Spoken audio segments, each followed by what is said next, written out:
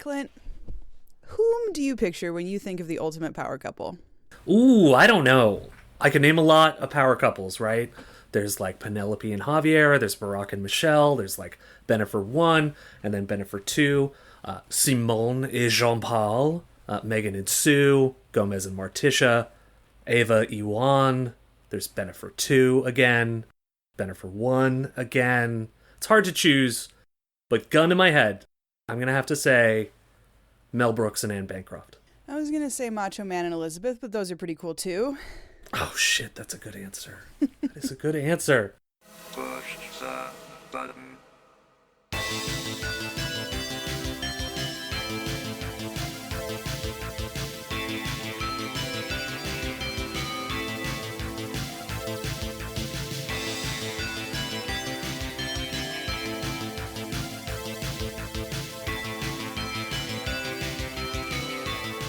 Hello! It's the Mercy of Pods, the world's first and only podcast about the Captives War series by James S.A. Corey. Every episode so far, we've done a recap and a close read of one part of The Mercy of Gods, the first novel in the series. Spoilers were abound for The Mercy of Gods entirely and Livesuit, and in this episode we are finishing the first book in the Captives War series, the one from which this podcast's name is derived. It's exciting. I'm excited.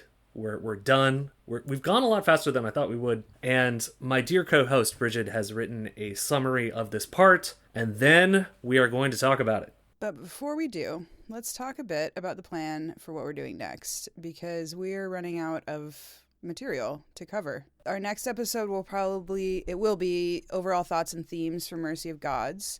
After that, we'll cover Livesuit, and I will need at least 2 full episodes to ship Kieran and Piotr with each other and myself.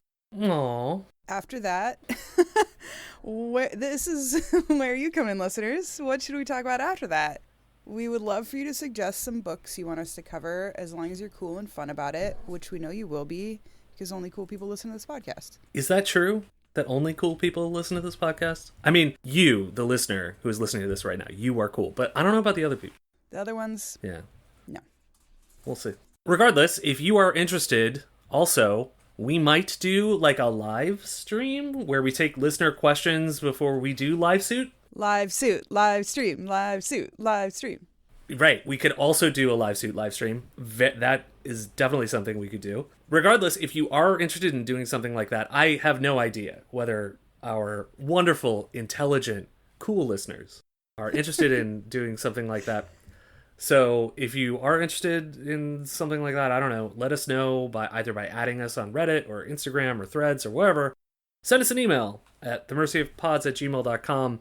If we decide to do it, we'll publish the time and date for the live stream and then go from there. So that's the plan for the near term. Regardless, we have some other ideas for some great content, or we hope will be great content. Yeah, let's not overpromise and underdeliver. There will be content. Yes, there will be content. One of the things that we are definitely going to do at some point is cover some of the things that the authors have mentioned as inspirations for the Captives War. So both Brigid and I are rereading Dune, which is fun and interesting so far. We'll probably eventually do Left Hand of Darkness, maybe some other Ursula Le Guin. We might... I kind of want to do the Book of Daniel. I don't know. I think it might be fun to do an episode on the Book of Daniel.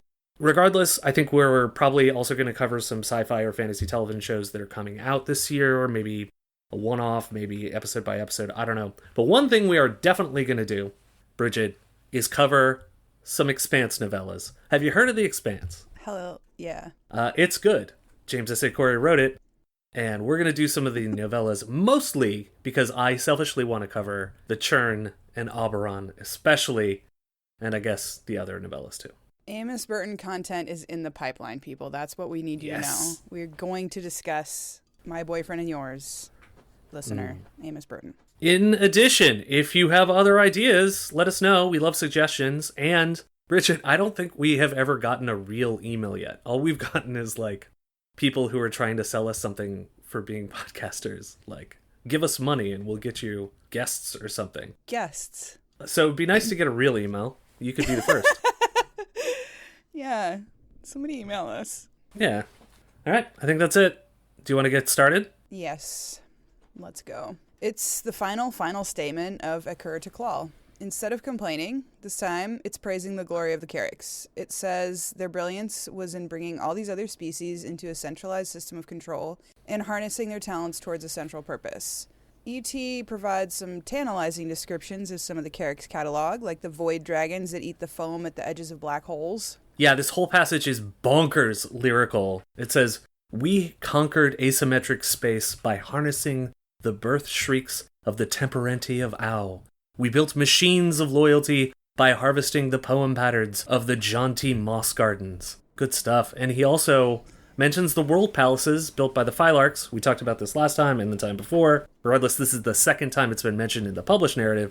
So I think maybe this means it's maybe important. The Phylarchs are in heavy rotation mentions-wise. Yeah. Could be noteworthy. The Carricks are the bones and nerve fibers of the unconscious universe. We are the scaffold and mind, E.T. says, and it's a pretty messy metaphor. Some body parts, some construction equipment, whatever. Sure. E.T. says that humans' greatest strength is lying into mirrors until they bully and seduce themselves into things they would never otherwise do. He calls humans creatures of self-delusion, regret, and desire. Gotta admit, he fucking nailed us. Just absolutely roasted. Good call, E.T. Dragged. For a time, we harnessed it as we did everything. For a time. Chapter 32. Dafyd did not sleep well last night. He's a bit stressed out about the whole betraying the rebellion, alien girlfriend situation. Earlier, he sat in the common area, hearing but not hearing the team talk about making the berries feed the turtles. Else the spy, as he calls her, had been with him, but left before he ate breakfast. To where, he knew not. Yeah, he says he doesn't know where it else went, but, quote, "it doesn't matter," and au contraire, mon frère. Where she went matters a whole hell of a lot. Everyone could pay a lot more attention to where Else is always wandering off to. Mm-hmm. Now, Dafyd is in the librarian's office in an absolute state, trying to talk himself into spilling the beans. He has to imagine Else talking to him to do it, but he manages to confess everything he knows about the plot to the librarian. It doesn't seem too interested until Dafyd starts talking about biological weapons, when it tenses up and listens more actively. Yeah, there's been some speculation online that the librarian's reaction here is sort of foreshadowing the way they figure out how to beat the Carricks eventually, that it will be biological weapons or sort of chemical weapons, and I like that. I think that's a really good idea and catch. I totally agree. That is a really good catch. I think there's a lot pointing us towards some kind of pheromonal or biological weapon. Yep. The librarian wants to know who sent him. Dafyd explains that Jellet wanted him to come since Dafyd knew the librarian better. Dafyd wonders in his head what will happen when Jellet is brought in and denies everything. He's afraid if he's tortured, he will betray Else because he is down immeasurable. Oh, that's cute. It really is so cute. Ugh, Dafyd, sweetie boy. He awaits the Carricks' decision and tries to mirror its vibe since he can't tell what it's thinking. After a decidedly uncompanionable silence, the librarian informs Dafyd, got him, that his raccoon will fetch Jellet. Then the librarian leans in as if to whisper and asks Dafyd about the not turtle food. Dafyd attempts to explain what he absorbed of the breakthrough. While so doing, he starts to have doubts. What if the elf spy was tricking him? What if she was lying? What did he even really see? Some dark skin dots? He snaps out of it when the librarian asks some follow-up questions about the turtles, and then it says how tragic. Tragic? To have come so close and not to see the end, but at least it progresses, says the librarian. It is fascinating to me that the librarian had to have known since basically Dafyd started talking that it was about to be executed. And it doesn't really bring this up or really change demeanor. It's just sort of like, oh, dang. Guess I'll miss the end or whatever, and it's really interesting to me. The embodied practice of that which is. Yeah, exactly. Then the raccoon arrives with Jellet. He looks like shit. He's all gray and walking like Frankenstein. He looks like an animal with a brain disease, and his face is unnervingly blank. Dafyd thinks perhaps Else poisoned Jellet. I really hope in this show they make him look like Vincent D'Onofrio from Men in Black. Yeah? Yeah. Just like, all... Yeah. Still hot. Dafyd thinks how terrible it will be for Jesson if Jellet doesn't take this opportunity to save himself. Jesson and Dafyd aren't shown to be especially intimate friends before this, and Jesson usually refers to Dafyd by first and last name, but he still cares for her well-being so much he would only save humanity if Jellet is saved too, which is very biblical. The librarian asks Jellet if he sent Dafyd with a message, and Jellet looks like he's having a stroke. Blood darkened his face and throat like he was being strangled, quote unquote. But finally he chokes out that he did send Dafyd. Tears stream down his face, but he confesses everything, answers every question, and gives the librarian all the information he has. The librarian thinks about this for a while, and then it says... Oh, you want me to read this part? Yeah, that's why I put it in blue. Do I get to do a voice? Oh my gosh, please.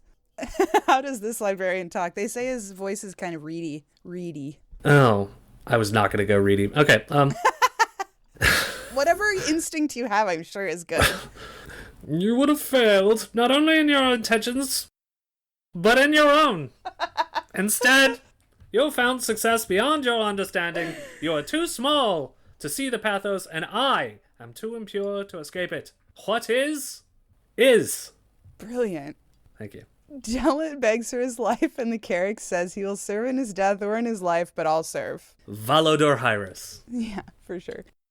It's all one book. The Carricks leaves them both in its office with a raccoon guard, and Jellet says in a high, unfamiliar voice, everything about this is so unethical. I believe this is Amir talking. Yeah. Then Else takes a turn and reassures Dafyd that this was the right thing to do. Or maybe the Swarm, I don't know. They're all kind of talking. Dafyd is extremely relieved that Jellet doesn't hate him, since being hated is worse for Dafyd than death. Throughout their conversation, the 4 consciousnesses inside Jellet all kind of take turns, but Dafyd doesn't know that's happening because he does not know the spy has moved into Jellet. Right. Because he doesn't know that's possible. Chapter 33. Jessin is hanging out at the new alcove, which she has come to like. She feels less besieged and less claustrophobic, and plus, every time she goes there, she's reminded of the annihilation of the night drinkers, which cheers her up a lot. Furthermore, this lab is like way nicer than their old one. It even has better lighting.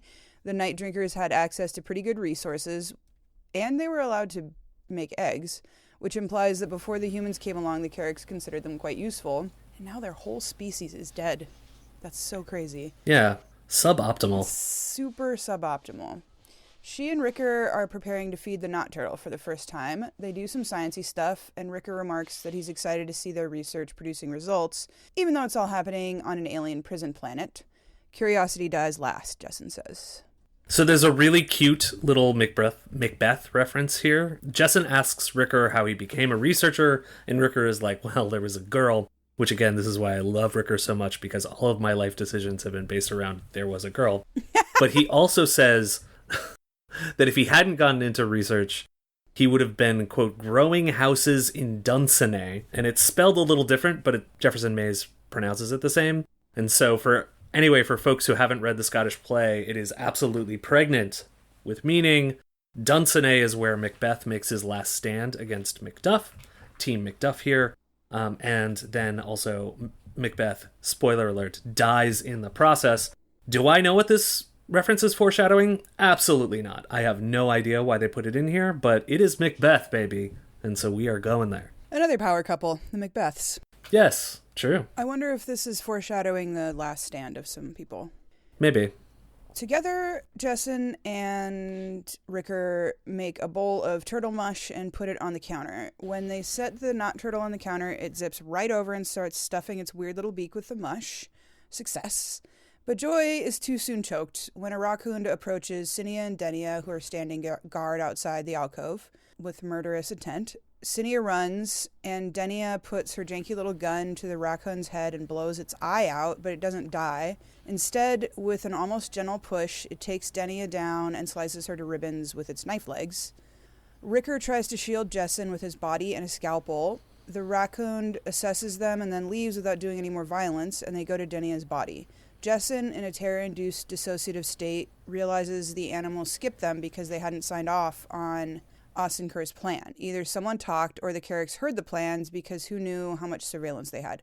This is noteworthy because it shows that Dafyd didn't tell the team his betrayal plan beforehand. Good point. Jessin tells Ricker... That might be why I was so confused later. Jessin tells Ricker to stay with Denia's body while she goes to the near-field group's quarters to warn them or look for Jellet.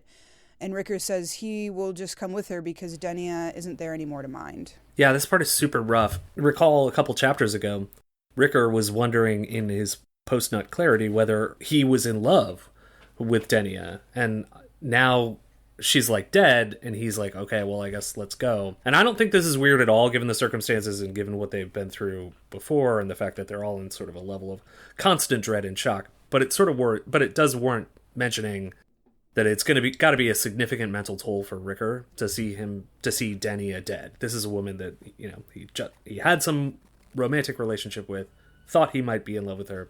She's now dead. He saw her die in front of him. And so we don't have time to dwell on it all, but I guess, like, keep it in your back pocket for, like, something that might play into Riker's characterization later.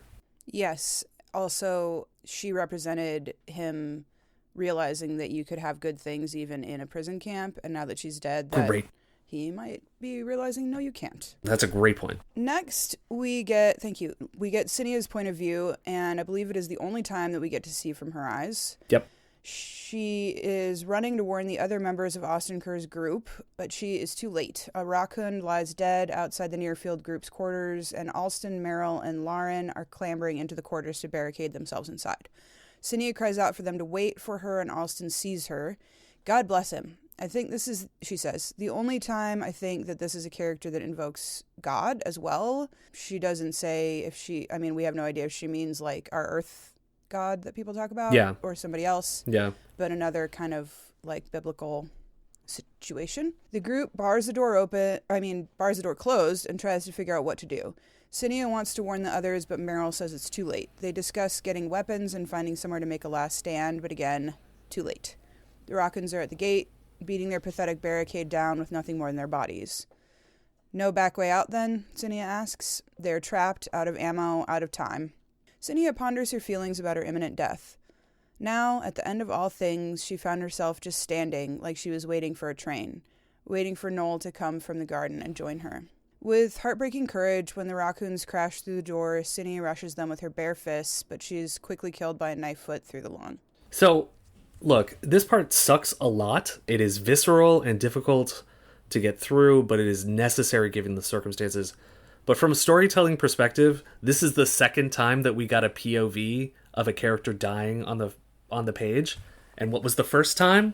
Well, it was when Noel died. So, okay, J-Sac, we see you, motherfuckers. Thanks for making us feel bad. Stop it, you assholes. So this is an aside, but I think that there's a little, probably meaningless mystery about who the third leader of the resistance is, and I think it maybe gets answered here in this chapter.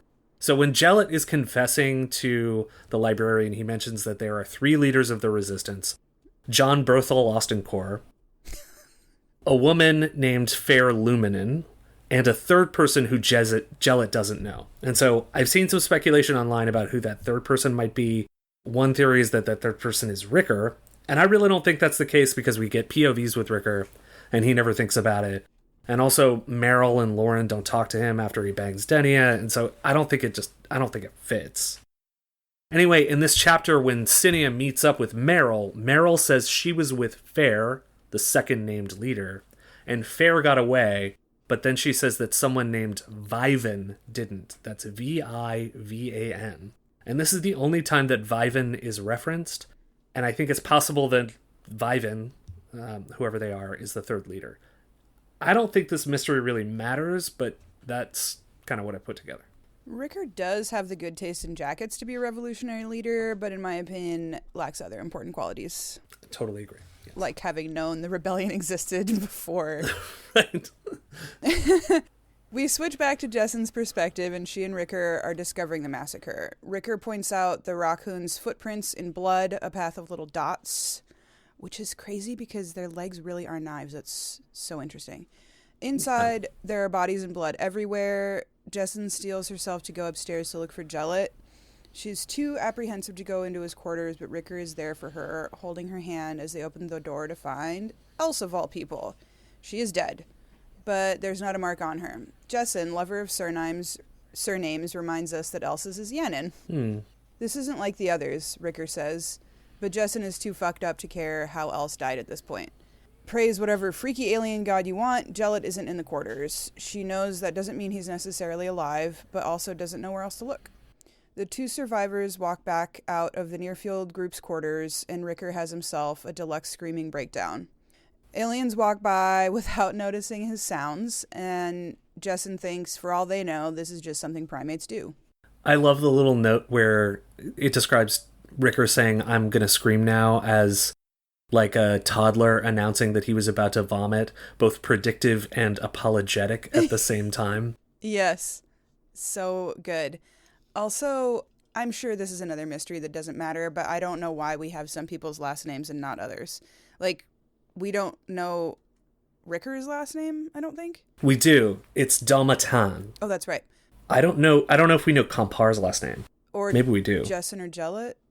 I don't know. I don't know if we do. So interesting to me. Or like there's like 4 or 5 first name, last name characters, and then a bunch that aren't. And I don't know. Maybe they're just like, we thought of these perfect names and we got to repeat them. I don't know that we know Synnia and Noel's last name, or if they have the same last name or different. So that's a good point. Yeah. Chapter 34. It's ET time, baby. Yes. My best friend is watching the last of the fivefold captives die, quote, reciting a series of concepts in a loop, unquote.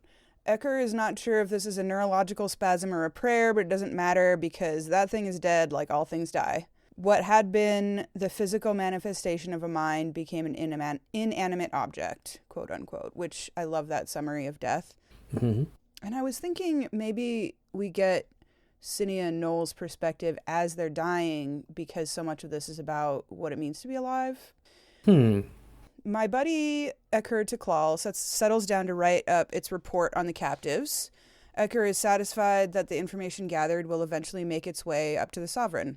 One item it will pass on is that the captive claimed to be a half-mind built from living tissue.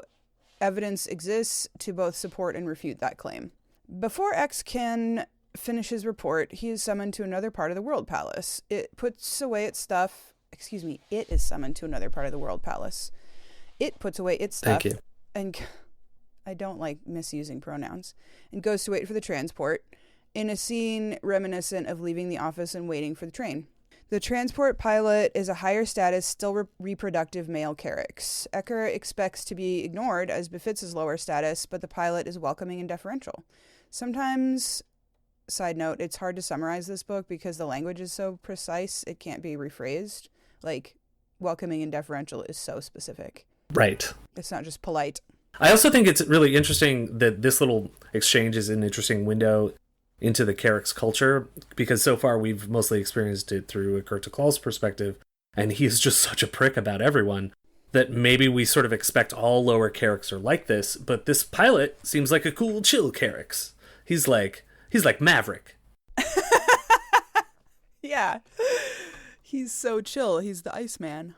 Yeah, maybe it's just like another data point that he's like that there's more diversity of thought among the Carricks than we thought. Maybe. I don't know. E.T. is an outlier on the hater bell curve. He's an exceptional hater. A once-in-a-generation hater. I agree. He's like the Steph Curry of haters because he likes to do it from a distance.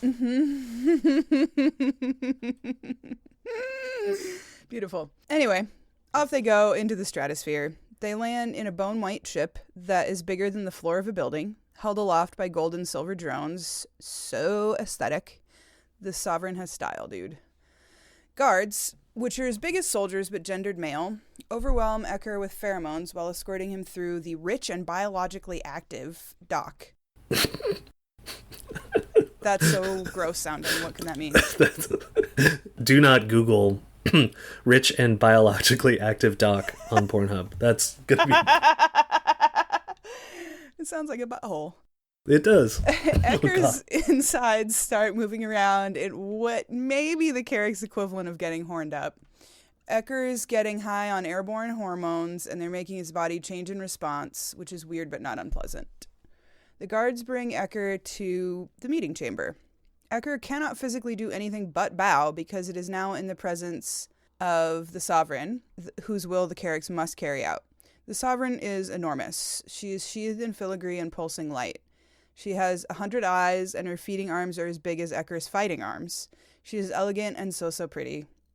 Ekur would drop dead if she wished it. No, there's like a little note here, and he mentions that the Sovran, each of her 100 eyes, he says something like, has like glorious independence. Yes. Like that and he loves that. because he was looking at another Carrick's earlier, one of the, I don't know, mid-level Carrick's, and he was really excited about that. Yeah. And he really hates that other eyes are not independent. And so I guess that's really sexy from a Carrick's perspective. Yeah. Really important beauty standard for them is if you have more than 2 eyes and can operate them independently.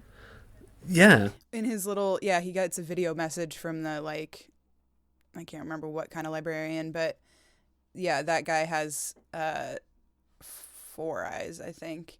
Right. And they're all moving around however they wish. And Ekur only has 2. Like a fucking chump. What a loser. Right. I mean, I'm sure since reading this, you've looked at many videos of mantis shrimp, but their eyes are really weird and special. Totally. Cool. Glad we covered that. Mm-hmm. Inside, Ekur's organs begin to liquefy to take on whatever form is needed. The regulatory librarian at the Sovran's side announces some personnel changes. First of all, everyone in Ekur's former dactyl is gone, having died at Ayaya. Second, there is a subject species, this is a quote, there is a subject species that appears to be related biochemically to the pilot captives you brought, unquote. Ekur will be working with them. Its body begins to shift for real, and Ekur repeats, I will, I will. So this is the biggest piece of evidence that the great enemy are humans. That's, I think, just saying it on the page, the great enemy are humans, because whatever the fivefold enemy are, they are biochemically related to humans. So does that mean that the fivefold enemy are humans too? I don't know, maybe not, but at least they're from the same tree of life for sure, because it's written on the fucking page. There's some speculation out there that I've seen that maybe the great enemy is sort of like an advanced form of humanity, and I guess I could see that, but that means that the events of Livesuit are probably not just like centuries or millennia ago, they're like eons ago, ages ago for that type of evolution to take place. So I think that's probably unlikely. I think that the fivefold enemy are maybe like advanced Livesuit weird things, but I think the great enemy are just humans. I don't think they're like... I agree. Mecha humans or whatever. I think that maybe they're enhanced with Livesuit like enhancements or whatever, but I think fundamentally DNA-wise they're still human the way you and I are, because human... evolution of mammals takes like millions of years. Like, right. Our last common ancestor, or the last species that we had, like, that was another form of hominid, died out millions of years ago, not thousands. Right. I'm so glad we agree on that because it's very obvious. Back to Dafyd we go.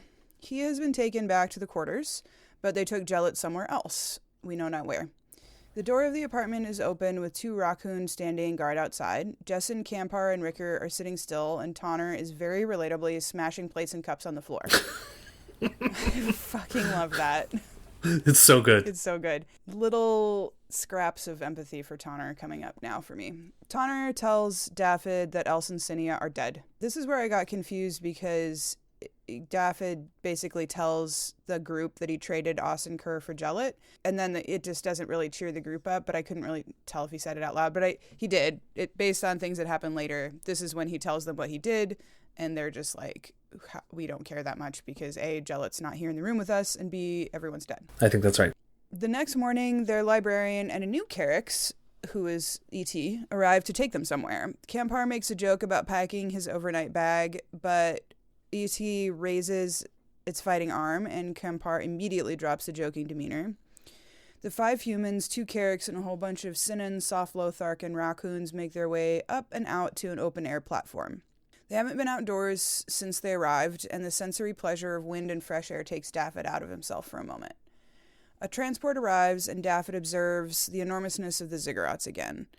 Buildings the size of mountains. The 2 Carrick's carry on a private not-for-humans conversation, and then the transport arrives at a cavernous entrance and goes into a massive space with pillars the size of the buildings back on Ajian. I cannot state strongly enough how much I love when the Carrick's relate to each other like coworkers in an office. It's the best. The transport takes them to an arena-type space where there are thousands of humans kneeling in rows, which we didn't even know there were that many here. Kind of exciting. Everyone looks scared shitless because in the middle on a dais is the biggest imaginable Carrick's, twice the size of the next largest Carrick's Dafyd has seen until then. And this bitch is putting it on in her silver and emerald filigree with Christmas lights. She is flanked by guards who are a cunt hair away from smacking mode. The 5 researchers are taken to their seats. Tonner starts to get pissed because no one will tell them what's going on. Again, this is very relatable, but you gotta just keep it together, Tons. Yep. He says, quote, "We saved them from Ostenker even when it meant losing our own people." Riker tells Tonner to shut the fuck up. Dafyd sees Jellet across the crowd. Jellet is drinking it all in with eyes wide. I wonder why he's so interested in this meeting of Carrickses. Who could say? We'll never know. We won't. Jessin immediately relaxes a little when she sees that her brother is alive. Dafyd is relieved that at least he could do this, and then he remembers Else is dead, and it's like a smack in the face. The Sovran steps forward on the dais, and a bunch of really cute-sounding dogs with flower petal heads come out and stand around her. These sound sort of like Stranger Things demigorgons, or like a Lovecraft monster. Like I said, cute. Exactly. The assembled Carricks make a lot of noises in a sort of chorus, but it is scary and makes Dafyd's lizard brain want to stay very still and hide. Like a horrifying inversion of choirs in prison camps, this is choirs of prison guards. Tonner acts a fool some more, wanting Dafyd to translate, even though his translator box is obviously choosing not to do so.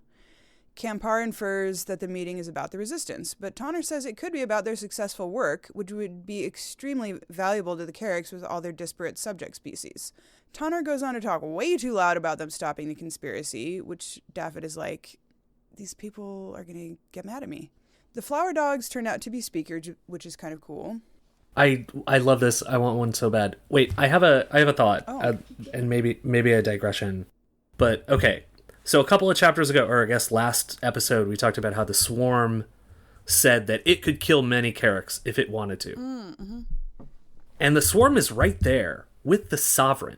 Oh, that's such a good point. So why doesn't it do that? Why doesn't it just like attack right there? And so I don't know, and like I'm thinking there might be a couple of reasons. One, it can kill many Carricks, but it's not 100% sure, or it's not sure that it can kill the Sovran right there. It doesn't have like a magic missile or something that it can for sure kill the Sovran. Maybe the Sovran is impervious to whatever it can do, or it knows that even if you kill the Sovran, there will be another Sovran that rises up, and so they don't. It's like not a good idea strategically. I don't know, but like it just occurred to me that Jellet's right there. The swarm is right there. It could do some damage at least. It chooses not to. Yes. Much like in Inglourious Bastards, they have them all there in one theater. They could just burn down the theater. They could do oh my god. But yeah, I think you're right. Well, the swarm doesn't really know anything about the strategies of the war. Like, it came to Ajian with no knowledge at all, except that what it was supposed to do. So It could be that this is just so far beyond its scope that it can't, or it could be that it knows it doesn't really have that good of a chance of actually killing the Sovran. But also, if it does know anything about the Carricks, it probably would know that the Sovran is not, like, she's not actually unique like another one could. Like in a bee colony, when you kill the queen, the colony doesn't necessarily all die. They might just have a new queen. Right. I think that's right. I think that just another Sovran would rise up, and that to the extent that it knows anything, it would. Yeah, I think that's probably it. Anyway. Who knows, though? Hopefully we get more info on that later. I hope we see so much more of the Sovran. I know. She is fucking fierce, man. She's A+. So pretty with all her eyeballs. The goings-on on the dais appear to be a ceremony of some sort. Dafyd's gaze wanders, and he sees a Carricks he recognizes. He realizes that it's the Night Drinker's librarian, but it's been embiggened into a soldier. And suddenly, it all clicks for Dafyd. An animal doesn't choose its own place in society, and neither does a Carricks. Their place in society is also the form of their body, and it can be changed. Quote, possibility was an illusion. That was what the librarian had said, but what it meant was choice, unquote. To the Carricks, whatever happens is what was meant to happen, from their own individual deaths to the subjugation of the universe. Quote, for a moment, Dafyd Alkhor saw the universe the way a Carricks would, and it was beautifully simple and utterly horrific. End quote. It's so good. Evidence of Dafyd's, real genius here, because no one else has even come close to figuring this out. The ceremony on the dais comes to a natural break, and Tonner chooses this moment to make a ruckus. He stands up and demands a translator box, even though they already have one, it's not working. His arm is raised in what the Carricks see as a challenging gesture. The librarian rears up on its hind legs and Dafyd rushes Tonner and tackles him to the ground. Dafyd starts yelling that Tonner is young and didn't know. Tonner finally grasps that he's about to get smashed like a barrel in Donkey Kong and sticks his arm out at his sides. He too says he's young, and the guard Carricks are not having it and start to move forward. Dafyd, not giving himself time to think, stomps on Tonner's elbow, breaking his arm. The guards stop, and Dafyd tells the room he takes responsibility for humbling his idiot boss. He gets down on the floor again and waits, but the Carricks don't kill them both. Some raccoons drag the two men across the floor face down and deposit them back at their assigned seats, which is very funny. Tonner continues to babble about wanting to get credit for their work, and Campar says, "Be quiet, love, or I'll snap the other one for you." Next on the program, the Sovran executes their librarian by lovingly smashing its head. Rip to that other dude. We hardly knew ye, mostly because we didn't want to. Also want to note that the guard Carricks who are going to kill Tonner here were described as red and gold, and Ekur-Tklal is described as black and red. And something we should probably do at some point is go through and characterize all the Carricks by colors. Maybe we'll do that before our next episode. I think I just volunteered myself to do that. So, yeah, I'm going to see if that has any meaning. Thank you, search box on an ebook. We'll be able to find that pretty fast. The 5 members of Tonner's working group go back to their quarters, and Campar asks what everyone wants to know. What just happened? Tonner, ever a little bitch, says, "Dafyd broke my arm," to which Jesse replies, "He saved your life, dumbass." Tonner is finally chagrined and admits he's not himself right now. Okay, I don't hate Tauntaun. He's very human. Dafyd observes that they are none of them quite themselves. They're physically, morally, intellectually, and psychologically exhausted by the unending horrors. He can't even imagine what Elswarm would say about all this. I giggle about this every time because obviously we do know what Elswarm would say about this because we find out later. And Dafyd clearly also, as you mentioned earlier, thinks that the spy is dead as well. Doesn't know that the swarm can jump hosts. Regardless, I really like how the group is described in these chapters, because they are all in such a deep state of shock, and everyone is expressing it differently, and that's kind of how shock works in a group. I also like there's a little note that Jessin is the one who makes Tonner the splint. And so Jessin is both the sort of, she's the protector, and that means both like offense and defense, I think, at this point. That's a good note. The new Carricks, the red and black one from before, arrives and sizes them all up. Dafyd, having only ever spoken to their deceased librarian, doesn't know how to read the new Carricks, but he knows he will learn. Jellet limps into the room from behind the Carricks, and Jessin rushes to embrace him. The Carricks evaluates them all and then seems to choose Dafyd to address. The Carricks announces that it is Ekur-Tklal, and that it is the new sheriff in town. When no one has anything to say about that, Ekur continues after the chapter break. We head into chapter 35, where Ekur explains it all. The humans as a species have proven to be useful to the Carricks and will be ranked highly among the moieties because of their talents. Our heroes in particular, these individuals, are also on the Sovran's radar, although E.T. doesn't specify if that's good or bad. I guess probably good. Their duties will be assigned by E.T., who will abase itself by interacting with animals. The only way for the humans to be comfortable and safe is to advance the interests of the Carricks, and the better they do, the more pleasant their day-to-day lives will be. There's a super interesting line here about keeping the interests of the keeper librarian and their subject moiety aligned, and Ekur-Tklal specifically says that's part of the point. And we know that that doesn't mean that if the subject moiety is determined to be useless and culled, that the keeper librarian is also culled, because we see that the Nightricker's keeper librarian was just reassigned. But it does mean, under certain circumstances, the keeper librarian puts itself in potentially mortal danger if they don't keep their moiety in line, because we know what happened to the other guy. So I think it's interesting that the point of the moiety keeper system is to align those interests. Right. The humans are not to approach or speak to any member of the Carricks other than Ekur-Tklal. They're allowed to reproduce if circumstances permit, although the Carricks must not know that humans are always fertile and kind of can't be stopped from reproducing. I like that line too. It's somewhat incongruous to, you mentioned this earlier, to this is somewhat different than what happened to the Night Drinkers who were just popping out eggs. But maybe they just have a different system of reproduction, and maybe those eggs weren't fertilized. I don't know. Very possible. They also were higher status than the humans had been, so maybe they were already permitted to reproduce. Yeah, that's a good point. I don't know what they mean by... I suspect that the Carricks just don't know enough about human reproduction to know that that's not a meaningful restriction to put on humans. Unless they're like, if you breed and we don't want you to, we have ways to take care of that. But my suspicion is more that most species in nature and probably the universe can't just reproduce any old time. They have to be fertile, the stuff has to be right, and they have all, like, just more restricted reproduction. Like, they're not always in estrus or whatever. So I think they're probably just assuming, like most of their subject species, that we've seen on Earth that you can't really do this. That's true. But maybe the Carricks are like anti-birth control, you know? Or like maybe they're really like fundamentalists. Mm-hmm. They're like pro-life, but really anti-life at the same time. Yeah. I don't know. Yeah. I'm just throwing that out there. They have so much in common with people who are pro-life. Sure. Ekur tells them that they need to keep themselves in good condition, and if they need something for that, like maybe Jessen's medicine, they should inform E.T. I feel like their old librarian wasn't that good at his job. He wasn't. It wasn't.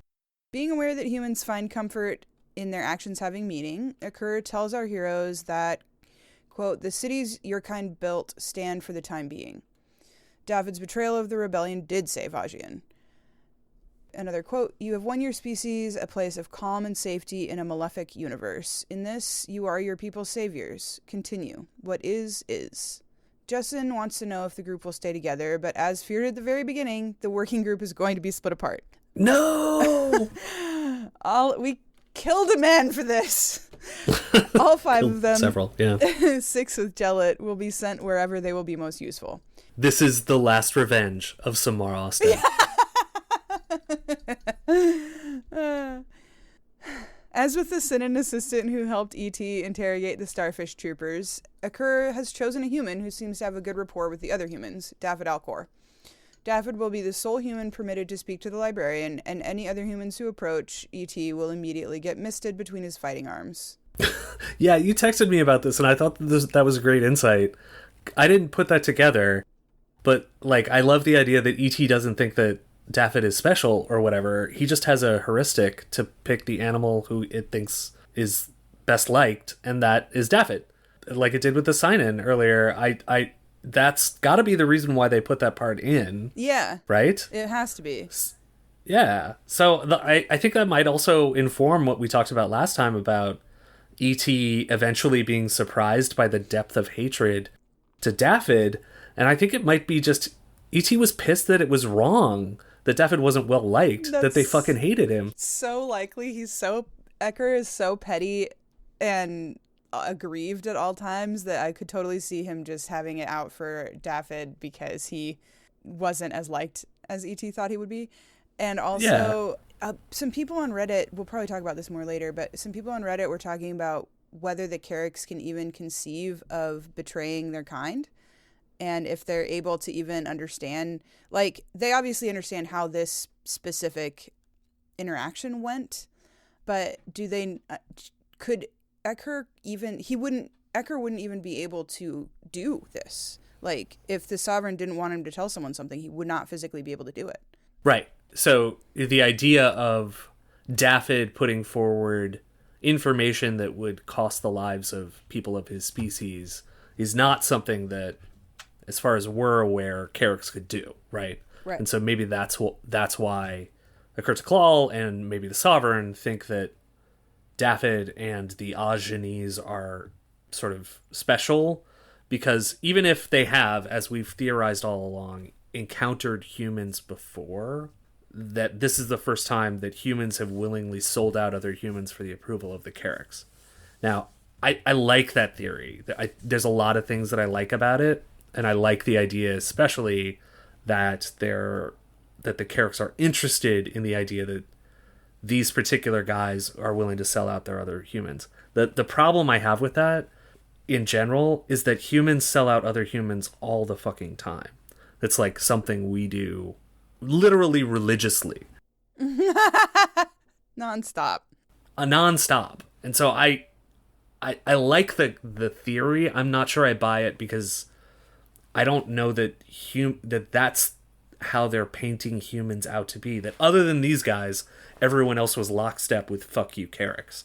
I doubt it because that's just not how we work. That's true. Two minor quibbles. Maybe they've only encountered very disciplined soldiers before. That's a good point. That's a really good point. And also, E.T. seems to think that betraying themselves and each other is central to human nature. Sure. As stated in his last statement. But I really think it's a little too early for us to even speculate about this. No, it's not. That's the whole point of this podcast, Brigid. It's too early for me personally to have come to a conclusion, unlike some of the conclusions I've come to about other things in this book. Dafyd asks what they're supposed to do. Ekur thinks for a second and says, I will give directions to you. You will arrange for them to be carried out. Okay, seems simple enough. Dafyd thinks that sure would have been a useful authority to have 2 days ago when he could have simply ordered Ossincur to stop his rebellion. As he continues to process, though, he realizes having a way to organize all the humans will be quite advantageous. Dafyd asks why their old librarian was killed. Was it a punishment for the rebellion? E.T. explains that the Carricks don't do punishment. Being touched by the Sovran is an honor. But a Carricks who must be saved by animals is no use and cannot be permitted. Capiche? Points made, Ekur leaves, and the humans are alone together. The team scattered to the winds is a strange look for victory, Campar says, quoting Noel in Chapter 3. That is a fantastic catch. I completely missed that. Well done. Isn't that cute? I don't know if it means anything, but I liked it. Dafyd looks at the team, looks out the window, remembers all the death and degradation that led to this moment, and feels peaceful. More than peaceful, he feels clear. He says, if there's a war, there's an enemy. He tells the team that he's starting to understand how the Carricks work, what makes them tick. Ricker says that's nothing to brag about. The team still doesn't see how understanding the enemy is the only way to beat the enemy. Jellet Swarm touches Dafyd's arm, and Dafyd feels Elsa's presence as if she were in the room, which she is. Yeah. Campar wonders what's next, and Dafyd says he thinks Ossincur was right but too impatient. Ricker, who is maybe not as sanguine about Dafyd betraying the rebellion as Tonner is, says, now you're the high priest of the human race, and Dafyd realizes, yeah, he is, and he needs a prophecy. I don't know what's going to happen to us all, Dafyd said, but I just want to say, while we're still in the same place, while we're here together, that I'm going to find a way to kill them. The faces in the circle were sober, filled with doubt, but yearning to believe. I'm going to learn everything about them, I'm going to figure out how to get in their heads, and I'm going to kill them all and burn their fucking towers to the ground. It's my war now. Yes. Cue guitar solo. Yeah. So this is a thing that we haven't really talked about, and I haven't seen a lot of discussion about, but so the title of this series is The Captives' War. And the first million times I read that title, my mental picture was captives, plural, because as we've read so far, there's a lot of captives here. There's just My goodness, so many. a whole heck of a lot. But if you look at the title of this series, it's the Captive Singular War. It's not plural. So I think that's interesting. I think that's not something that I've seen a whole lot of discussion about, is that the title of the series is that we're just talking about one person. Now, that doesn't mean that, because that doesn't mean that, it necessarily has to be just one person, that they could all be sort of like individual collectives or whatever. But this passage from Dafyd is him saying, it's my war now. Dafyd is declaring that it is his war. He is the captive in the captives' war. Singular, possessive, Right. The captives' war. He's saying Exactly. out loud, I'm the guy from the title. I'm the guy from the title, which I think is interesting. I think it's probably him, right? This is when we were rereading this part for this particular episode, that was the first time I was like, oh, well, that's what that's what the title is about. I was like, because I've been reading this whole time, going like, okay, well, I think it's probably Dafyd because he's our main character, but that doesn't. It could be the Swarm, Right. it could be it. But this is J.S.A. going, No, it's Dafyd because he says it right there in black and white. He says it's his war, and it's the title. It's the title. The guy's war. Yeah. I think it's pretty likely. I totally agree, and also didn't pick that up until you told me about it. But it seems pretty likely that Dafyd is the titular captive and the betrayer. Yeah. Wouldn't it be? I agree. Like the storytelling to reverse that expectation would be very interesting. It would take a lot of doing. Yeah. Right. It would take a lot of work. It'd be pretty hard to pull off. So we'll see. We will. Chapter 36. This is the last chapter in the book. Oh my god. Yes. I might cry. Okay. The swarm is, once again, a freaking mess. It's in a man for the first time, and the new body and hormonal makeup is confusing. Plus, Jellet is fighting the swarm harder than Amir and Else had. But it's not like the swarm can actually lose control. It's more like it will revert to Jellet-isms if it's not on guard. I love the note that how the swarm notices that being in a high testosterone environment for the first time automatically makes it much, much stupider. It's wonderful. Because it does. FYI. FYI, it does. I've heard that from trans men also. Right. Same. There's a whole other layer of bullshit to figure out. Jellet Swarm is looking out the window. Jessen asks if he's all right. He says he's just thinking. Jessen hopes that if they get shipped off, they'll still be together. The remnant of Jellet feels a melange of love of Jessen, resentment of taking care of her, and fury that the swarm is touching her. The swarm knows it should want to leave, to go to a colony world where it can get its intel to its makers, but it wants to stay here because it is in love with Dafyd. Aww. Amir sneers that only Else loves Dafyd, but Else says she never really got to love him because she was dead before they even kissed. The swarm ignores their bickering and thinks about carving out a data packet to put in someone who is leaving so it can stay. Sure, this will kill the carrier, but the swarm is in love, you guys. So in love, it goes on a little daydream where Dafyd and the swarm are an espionage power couple working together, making little baby swarms. It's basically writing Mrs. Swarm Alkhor on its binder. It wants to watch the Carrick's empire fall hand in hand with Dafyd. Quote, and why not? Even if they fail, why shouldn't they try? Unquote. And isn't that just the positivity you have to enter any relationship with? It is. It's also a nice summation of the human experience. Yeah. About failure and trying. That's true. I mean, I think that comes up in nearly every narrative about fighting a much stronger enemy. Like, humans are just going to try. Yeah, exactly. Yoda was a piece of shit. Do or do not, there is no try? No. You gotta try, whether or not you succeed. Fuck off, Yoda. A lot of Yoda's aphorisms were specifically tailored for a hot-headed teenage boy, and I think that we don't give that enough credit. If you just think about him for like a millisecond, it's like, no, that's stupid. That's stupid. Trying is actually the entire thing. Yep. Amir, ever the ray of sunshine, says Dafyd won't want the swarm in Jellet's body. The swarm is unfamiliar with sexuality preferences and it not being a choice. Else is like, Dafyd is in love with me. That was my body. He doesn't even know what the swarm looks like. Plus, you killed me, so he's going to hate you. The swarm is like, I don't care about any of that. Basically goes back to ignoring them and thinking about Dafyd. And like sensing Dafyd's breath in the other room. The swarm thinks that all it is supposed to be doing is listening, recording, and eventually transmitting, but against its purpose, it has feelings, hopes, and desires. You and I, it thinks to Dafyd, we will burn this world down together. Non-stop hard eyes emojis. Oh my goodness. Good God. They are so in love. But this is a love story, Brigid. It is. My instincts that it was a romance were right. Yes. This part is actually, like, blew my mind for some reason. I was like, is there anything more human than being in love? I don't think there is. And the swarm is doing it and becoming human. And I can't wait to find out what else it does and how is Jellet going to be like, I want to hang out with you all the time now, Dafyd? He's like, hey, do you like gladiator movies? It's like, do you like, taking showers with dudes? I don't know. I'm just thinking about it. Dafyd Alkhor.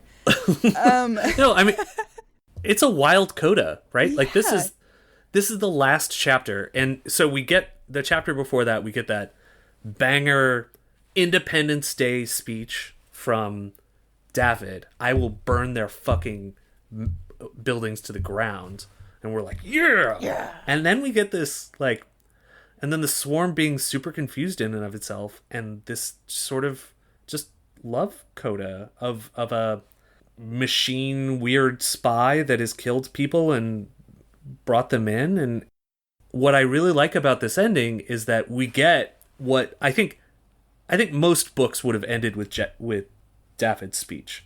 Yes, yes. That's end. We're done. Yeah. Because there's nothing else. And maybe there's an epilogue of somebody else, but this is like at the same time, and it's the swarm, and we're realizing, okay, maybe Dafyd thinks that it's his war, but in reality, it's the war that's been going on forever. It's the Great War, and the swarm is the part of the Great War that we know the best. Yeah. And so I think that this is maybe J.S.A saying, okay, we like Dafyd's on board, but what we're really trying to talk about is how the Great War fits into all of this. And that's where we go with livesuit and all of this. So I just think it's a really interesting storytelling choice. I don't know all of the reasons why, but I think like it informs how I look at this book as this is what the authors want us to leave this book thinking about is the swarm, not necessarily Dafyd. And the swarm specifically learning to love. Yeah. So Dafyd is an unusual person in this group of people, and kind of pretty unusual. Well, we don't know how unusual he is amongst the Ajani's, but he's kind of just like a normal guy. Like, he's normal looking. He's pretty. He keeps his cards close to his chest. He's not outwardly brilliant like Tonner. He's not strong or big like Jellet and Jesson and Campar. And his brilliance is very much of a like tactical, strategic, and social thing, which in my experience people tend to devalue until the person is taking over the world. Mm-hmm. And so this is kind of the swarm falling in love with humans and being human, and yeah. Now it's personal for the swarm, I guess, which I think is so, I don't know, ending a sci-fi book about a great war on such a like personal, intimate, romantic note really to me is like what sets J.S.A apart. And I just can't wait to see where we go with that. Yeah, I'm really interested in it. By the way, it just hit me. We're like almost an hour into this podcast, and you have not hit the trademark. And I just don't want to get comments from the fans. Which we definitely will, because everyone's favorite part of the podcast is when I go, the swarm. Thank you. Yes, exactly. People have said, people come up to me and they say, sir. Tears in their eyes. They say, sir. Please, make her make the voice. Make her make the voice. We beg. Yeah. The only thing people have said they want different is to turn the sound on the music down. I know. And I'm doing my also best. to make the episodes longer. That's not happening. First of all, I can't believe you want us to talk more about this. I feel like it's amazing anyone wants to talk about it at all. But also, like, we only have so many words in us. And we talk really fast. We're both fast talkers. We are. That's true.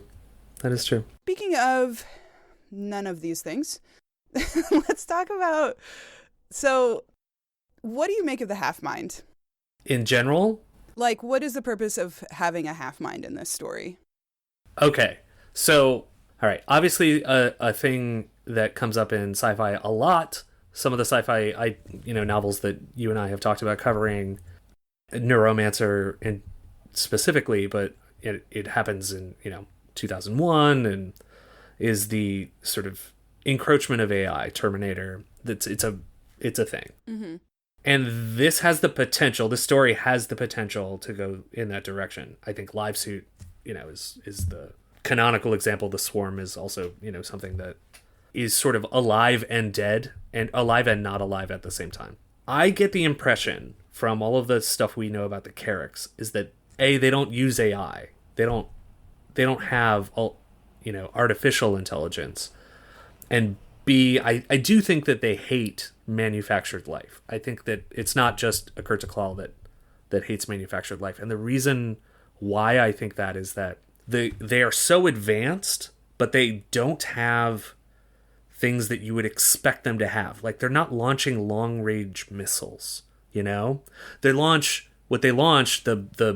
little killer bees that they launch are living things. Mm-hmm. They like incorporating living things into their machineries of death.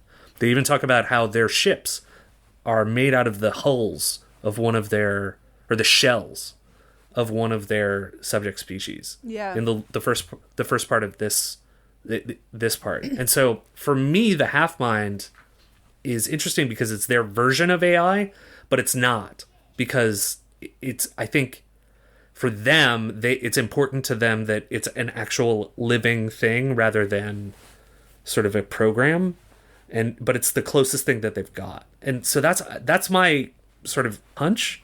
I don't know if that's true, but obviously a recurring theme of the story, both this book and Livesuit, is what does it mean to be alive given what you are doing? We talked about that with the Swarm. We talked about that and we'll talk about that with Livesuit, and we talk about that with the hive mind. I think that's a question that we're going to have to keep asking ourselves as we go forward. I agree. I think, what does it mean to be alive? And then also there's this other thread of like, how much of yourself are you willing to give up to achieve your victory or peace or whatever?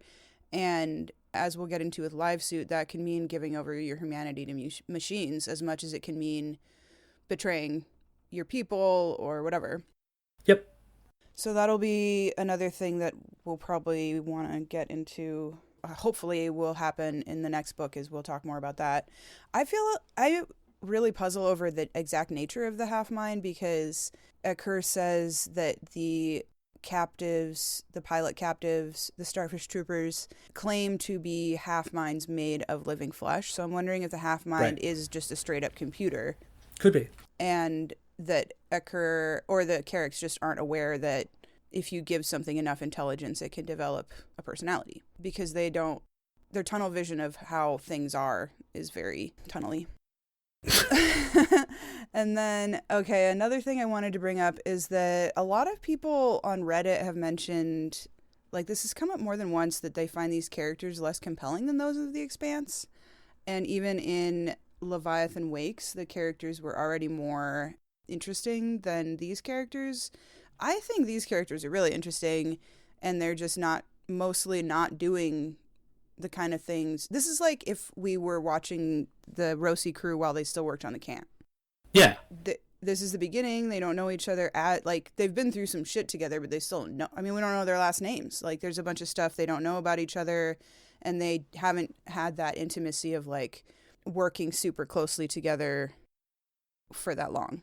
But also, I think they're already pretty interesting. They're just really different from the Roci crew. I guess that's all we have to say about that. Oh yeah, Ricker's reaction to Denya's death. That's like, the characterization is a lot more subtle, I guess, but if you're paying attention to everything they say about each other and everything they do, it's like they're all very individual characters with a lot of depth. That's an interesting characterization. Not everyone would be like, let's leave her body here and go get something done, and later I'll have a screaming breakdown. Some people would go ahead and have that screaming breakdown right away. Yeah. I think, and this is just sort of my reaction when I've said this, I mean, one of our good friends, Timmy, when he read this, Portland Timmy, when he read this book, he was like, yeah, I don't like it that much. And what he said was that he didn't like the characterization. He wasn't compelled by the characters. Yeah.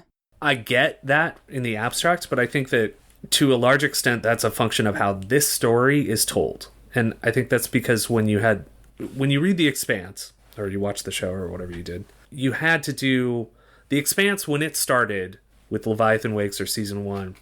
All it had to do was a little bit of world building. It's like, okay, we're 500 years in the future. We have to establish the belt and the Martian colonies and describe the limits of space travel as it is. And that's it. That's all the world building that they had to do. And here, that's not true. You have to not just establish an entirely new world with Ashian that has a weird biome and an interesting backstory, but you have to describe several different alien species and their motivations and mention a great war and a work in the swarm and get about a third of the plot of this story done in one book. Yeah. And so it's a big lift. And I think they pulled it off really well, but it necessarily means that we don't get those long passages in like that we got in Leviathan Wakes about day-to-day life on Ceres that we got with Miller, or Holden's interiority about his developing feelings with Naomi. We just don't have time for any of that. That stuff lands in Leviathan Wakes in part because we got more time with the characters later as well. We got 9 full books worth.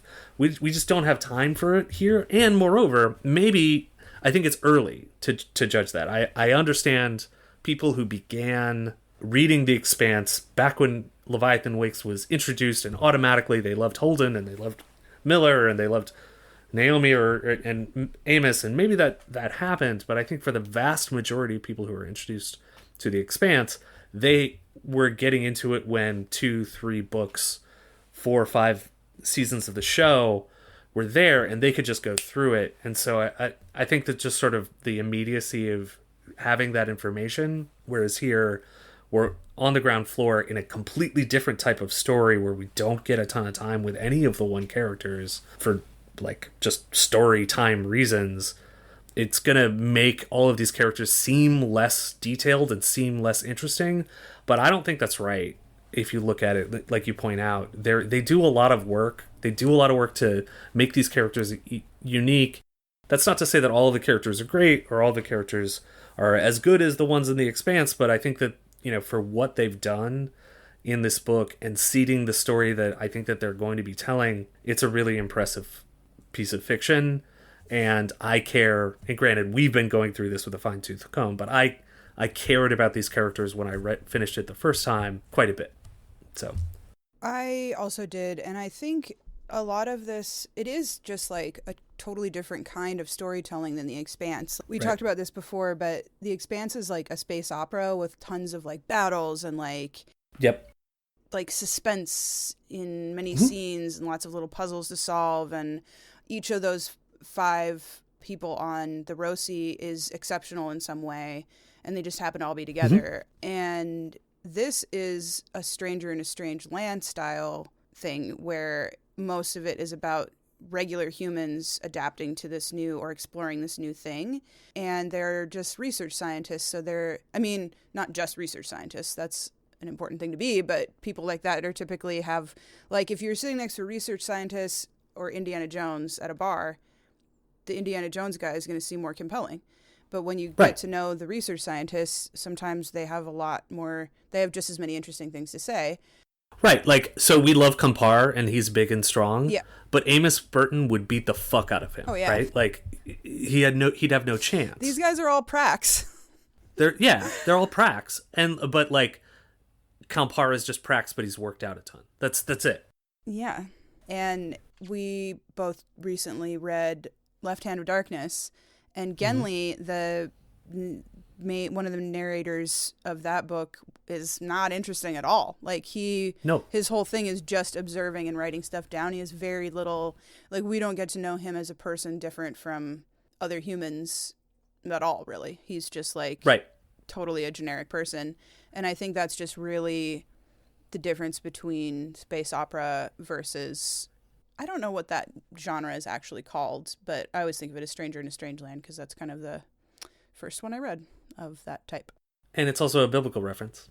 Oh. Yeah. Look who knows the Bible now. Yeah.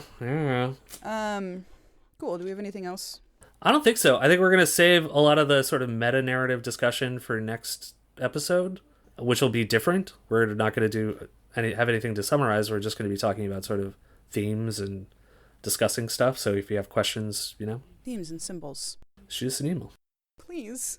Nobody uses email anymore. Just add us. Yeah, I know. Thanks, guys. That was fun. Come back next time. You can follow us on Buzzsprout.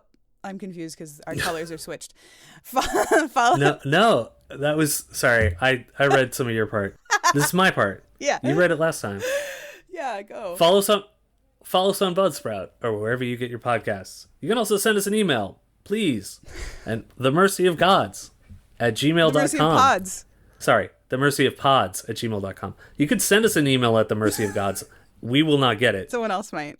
Themercyofpods at gmail.com. Or follow us on Instagram or Threads or Reddit at the Mercy of Gods. The Mercy of Tods. I said the Mercy of Cods, like the fish. Yeah. But the Mercy of Tods is great too. We should just have an entire universe. I can't believe this is the end of this book. Yeah. We're closing out with a bang. Yeah. It's a professional podcast. Our logo is by Matt House.